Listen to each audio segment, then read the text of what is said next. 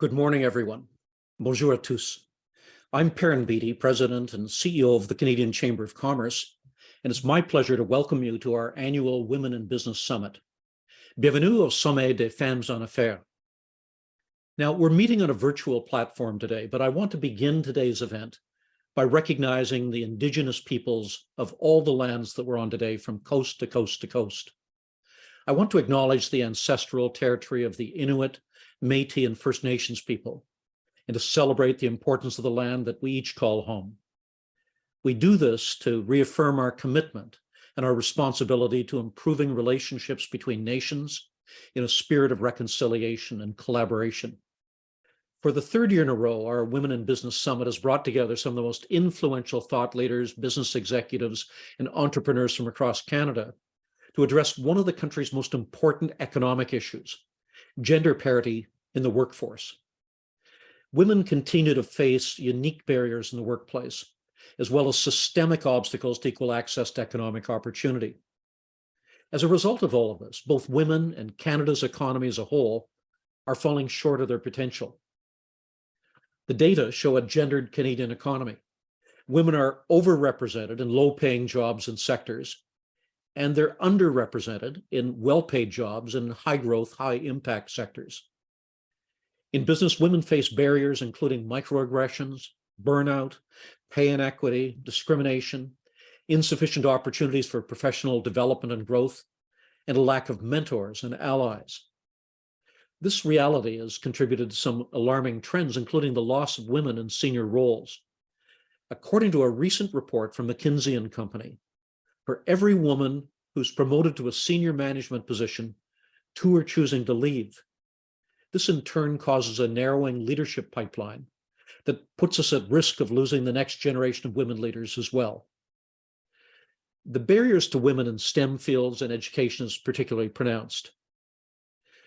Lack of inclusive environments, unconscious bias, and limited career and advancement opportunities are major hindrances to women's progress in these fields.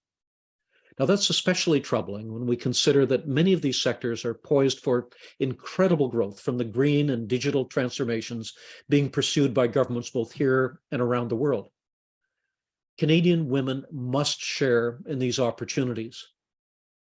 As Canada continues to grapple with anemic economic growth and with an unprecedented labor shortage in nearly all sectors, we can't afford to ignore these barriers. There's an urgent need to address Canada's productivity, innovation, and critical skills gap.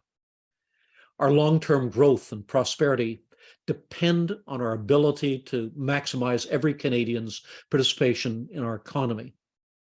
Now, the evidence is overwhelming. Some numbers suggest that as much as $150 billion in incremental GDP is being left on the table by our failure to level the playing field for women. It's a staggering statistic that serves as yet another wake-up call as we navigate the path to equality for all Canadians. We need cross-sector collaboration.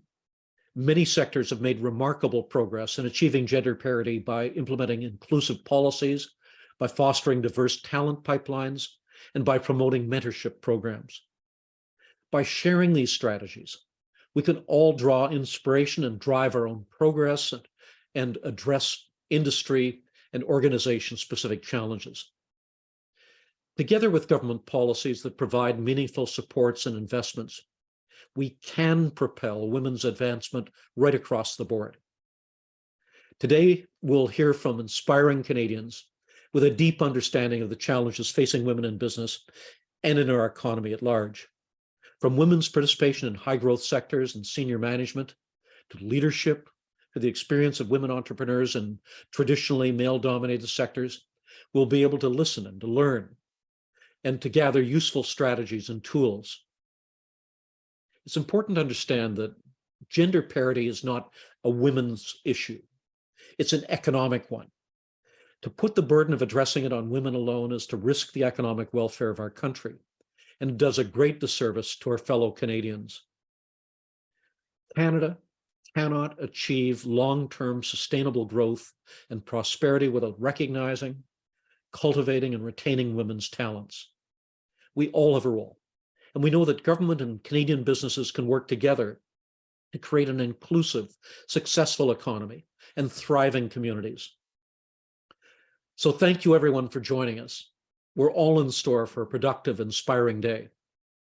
Now, to start us off, it's my pleasure to turn things over to Tina Ackermans. Tina is Vice President of Strategy and Corporate Development at Suncor, and she'll introduce our first fireside discussion today. Tina, over to you.